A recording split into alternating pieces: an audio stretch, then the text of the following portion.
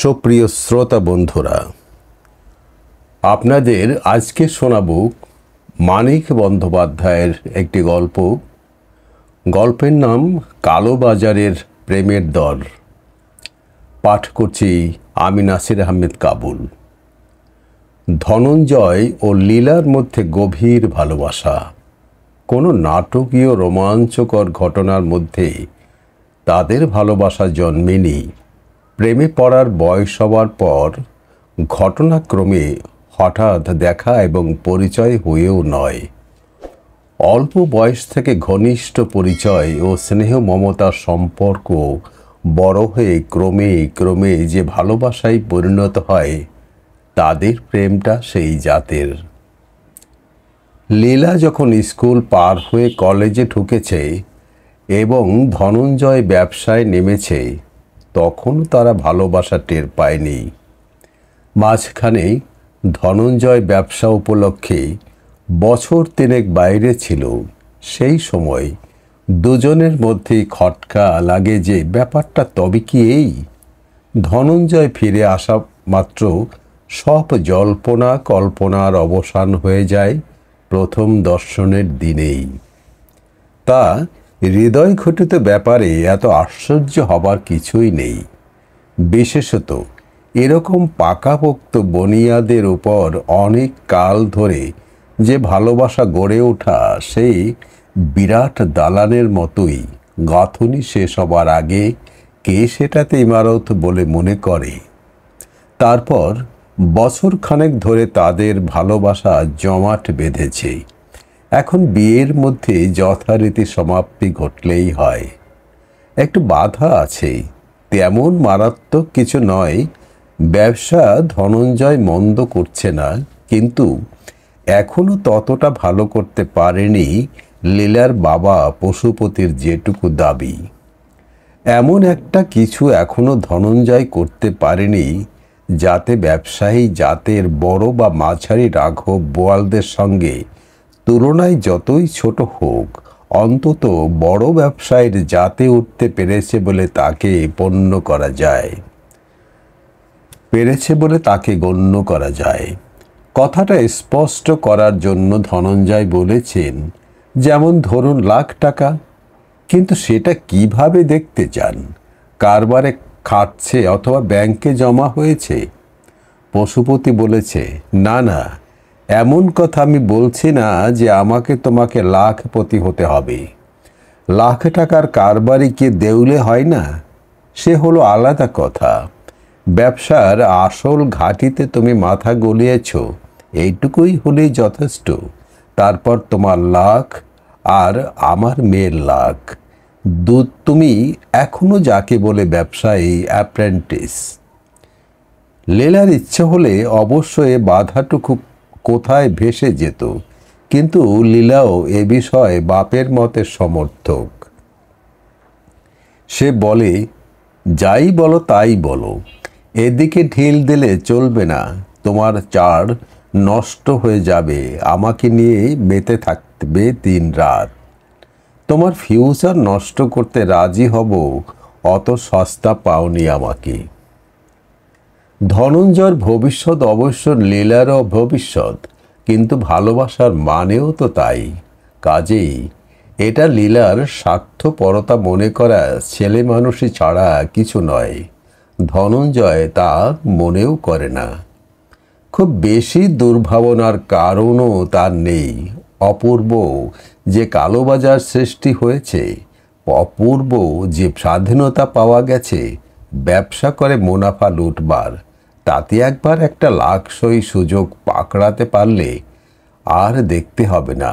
রাতারাতি ব্যবসা জগতে নিজেকে এমন স্তরে তুলে নিতে পারবে যে লীলা বা তার বাবার কিছু বলার থাকবে না। লীলা মাঝে মাঝে বলে, কি করছো তুমি? একদিনেও কিছু একটা করতে পারলে না? টুকটাক চালিয়ে যাচ্ছ। এদিকে কত বাজে লোক উতরে গেল। লোকেশ বাবুর হতভাগা ছেলেটা পর্যন্ত একটা পারমিট বাগিয়ে কি রেটে কামাচ্ছে। ধনঞ্জয় বলে, তোমরা শুধু ব্ল্যাক মার্কেটটা দেখেছ, আর এটা বাগিয়ে ওটা বাগিয়ে কত সহজে কে বড়লোক হচ্ছে সেটা দেখছো। ওই বাগানোর জন্য যে কি ভয়ানক কম্পিটিশন, কত কাঠখড় পোড়াতে হয় সেটা তো দেখছো না। লীলা তাকে সান্ত্বনা দিয়ে হেসে বলে, তুমি পারবে। বাবা বলেন, মালটা তুমি খাঁটি। ধনঞ্জয় হেসে বলে, আর তুমি কি বলো, ভেজাল? ভেজাল? আমার কাছে ভেজাল চলে? খাঁটি না হলে তোমায় আমি হাত ধরতে দিলাম?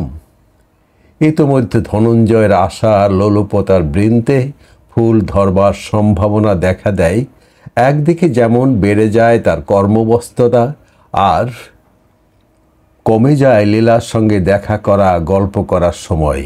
অন্যদিকে তেমনি তার কথাবার্তা, চালনে বলনে স্পষ্ট হয়ে ওঠে নতুন ধরনের একটা উৎসাহ ও উত্তেজনা। কি হয়েছে তোমার? লীলার প্রশ্নের জবাবে ধনঞ্জয় তাকে শুধু একটু আদর করে। ব্যাপারটা কি? বলবো পরে। লীলা হেসে বলে, বলতে হবে না, আমি বুঝেছি। বুঝেছ? বুঝবো না? বিয়ের তারিখ ঘনিয়ে না এলে পুরুষ মানুষের এরকম ফুর্তি হয়?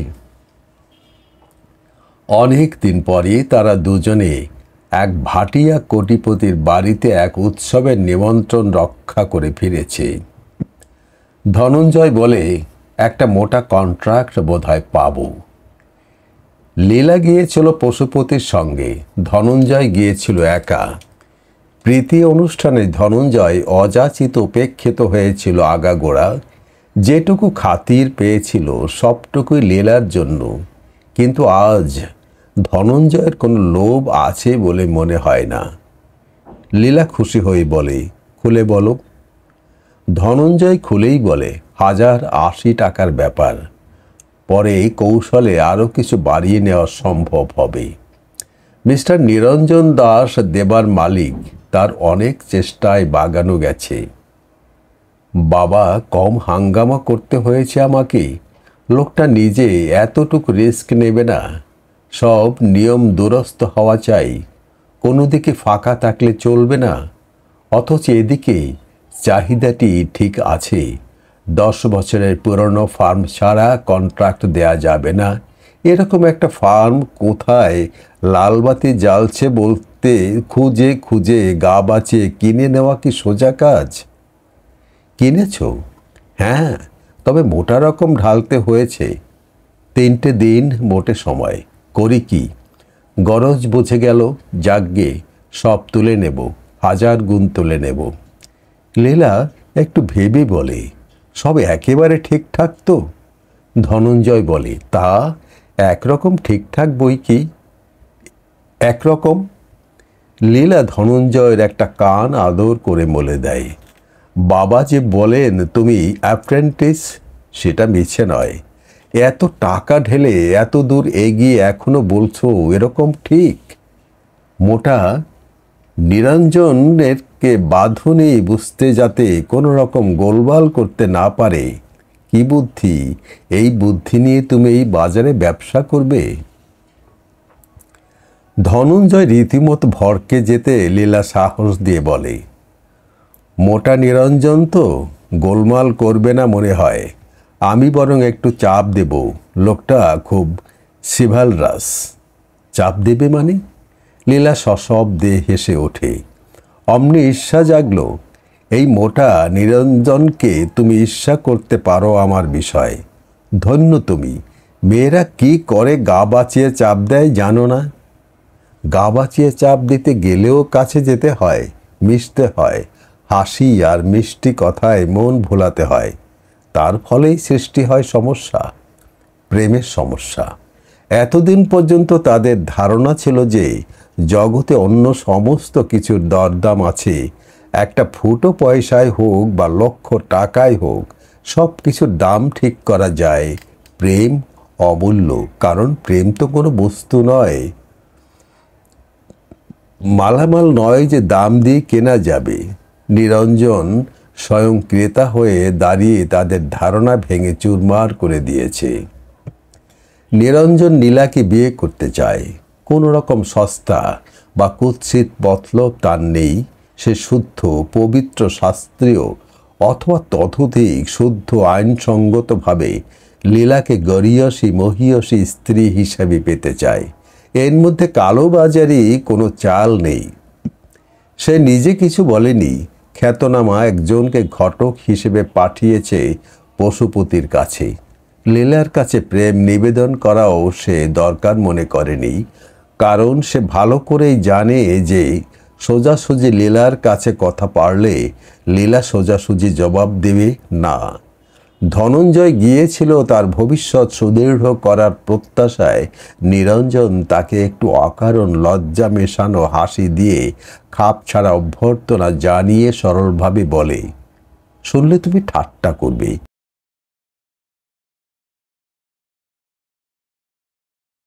তুমি চেনো পশুপতি বাবুর মেয়ে। সামনের মাসেই একটা শুভ দিন দেখে যাতে হয় তার প্রস্তাব পাঠিয়েছি। নিরঞ্জন তাকে একটা সিগারেট দেয়, হাসি মুখেই আবার বলে, পশুপতি বাবু অনেক দিন ঘোরাফেরা করছেন, এ পর্যন্ত কিছু করা হয়নি, এবার কিছু করে দিতে হবে। তোমাকে কথা দিয়ে ফেলেছি, অন্য কেউ হলে এই কন্ট্রাক্টটি পশুপতি বাবুকে দিয়ে দিতাম, কিন্তু তোমার কথা আলাদা, তোমাকে তো আর না করতে পারি না এখন। কথাটা সহজেই বুঝতে পারে ধনঞ্জয়। অতি সরল স্পষ্ট মানে নিরঞ্জনের কথার। লীলাকে তার চাই। ধনঞ্জয় যদি ব্যাঘাত ঘটায় তবে বর্তমানের ৮০,০০০ এবং অদূর ভবিষ্যতে যা লক্ষাধিক টাকার কন্ট্রাক্ট দাঁড়াবে সেটা ফসকে যাবে ধনঞ্জয়ের হাত থেকে। শুধু তাই নয়, পশুপতিরও ভবিষ্যতে কোনোদিন কিছু বাগাবার আশা ভরসা করতে থাকবে না নিরঞ্জনের মারফতে। তারপরে কাজের কথায় আসে নিরঞ্জন, বলে খুব সাবধানে হিসেব করে সব করবে, কোনো দিকেই যেন কোনো ফাঁক না থাকে। এদিককার সব আমি সামলে নেব। বিনা মেঘে বজ্রপাতের মতোই ঠিক ব্যাপারটাকে তাদের কাছে। বিনা মেঘে বজ্রপাতের মতোই ঠেকে ব্যাপারটা তাদের কাছে। পরস্পরের সঙ্গে হঠাৎ দেখা করতে পর্যন্ত দুজনেই তারা ভয় পায়। নিজের ঘরে একা একা বসে তলিয়ে বসবার চেষ্টা করে যে সে কি হলো এবং এখন কি করার আছে। নিরঞ্জনের প্রস্তাব নিয়ে যে সম্ভ্রান্ত ব্যক্তিটি ঘটকালি করতে গিয়েছিল তাকে পশুপতি জানায় যে মেয়ের সঙ্গে কথাবার্তা বলে ২-৩ দিনের মধ্যেই নিরঞ্জনের সঙ্গে দেখা করবে। নিরঞ্জনের আপিস থেকে ধনঞ্জয় সোজা বাড়ি ফিরে গিয়েছিল। পশুপতি ধনঞ্জয়কে টেলিফোনে ডেকে পাঠায়। ধনঞ্জয় বলে, আমি সব শুনেছি, কাল সকালে আপনার ওখানে যাব। লীলাকে ডেকে দেব? থাক। ধনঞ্জয় লীলা দুজনেই সারা রাত জেগে কাটায়।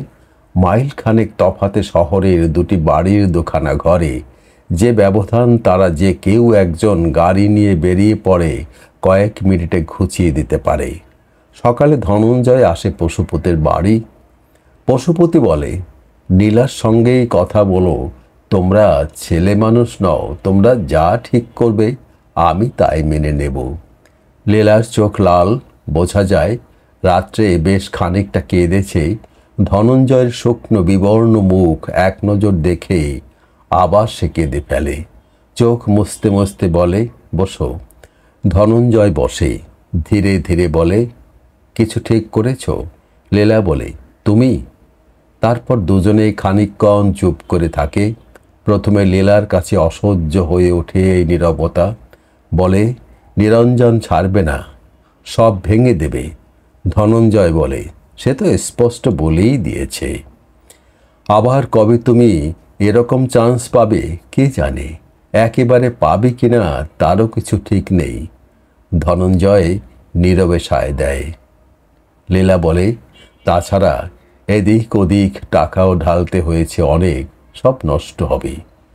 ধনঞ্জয় বলে, তা হবে, এমনিতেও তোমাকে পাবার আশা একরকম ঘুচে যাবে। লীলা দীর্ঘ নিঃশ্বাস ফেলে, তুমি যা ভেবেছ আমিও তাই ভেবেছি। কাল আমরা বিয়ে করতে চাইলে এই জগতে কারো সাধ্য আছে ঠেকায়, কিন্তু আমরা ছেলে মানুষ নই। বিয়ে নয় হলো, তারপর তোমার আমার দুজনেরই জীবন নষ্ট হয়ে যাবে, কোনো লাভ নেই। ধনঞ্জয় দীর্ঘশ্বাস ফেলে বলে, সত্যি লাভ নেই।